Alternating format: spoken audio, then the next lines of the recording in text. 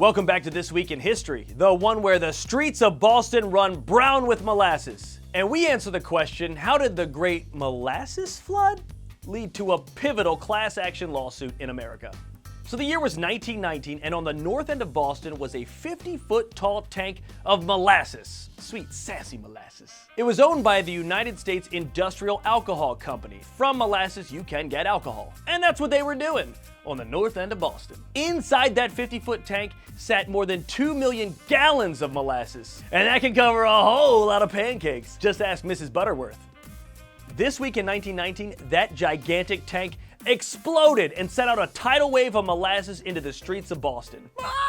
The wave was reportedly 40 feet high and had speeds of up to 35 miles per hour as it coursed through the streets of Boston. All joking aside, it wasn't just a sticky mess, it was actually a complete disaster.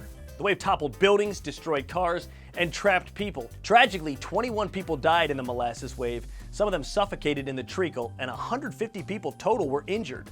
And for decades, that section of the north end of Boston actually smelled like molasses. But the disaster distilled something else, legal precedents. The case was called Dorr v. the United States Industrial Alcohol Company, and it was filed on behalf of 119 victims and families. Now, it was a long, drawn-out court battle that spanned several years, but eventually lawyers were able to prove that the molasses flood happened because the tank holding the molasses was quickly and poorly built, and the company was ordered to pay the victims around $628,000 in total, which is roughly about $9 million today. And afterwards, the United States government stepped in, and their whole idea was to create a basis for building and construction codes that would prevent disasters like this from ever happening again. To this day, the United States has truly stuck to that goal.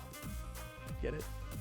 Hey, thanks for sticking around and watching This Week in History. I know it was a sweet episode. If you liked it, give us a like and a subscribe, and join us next week for This Week in History.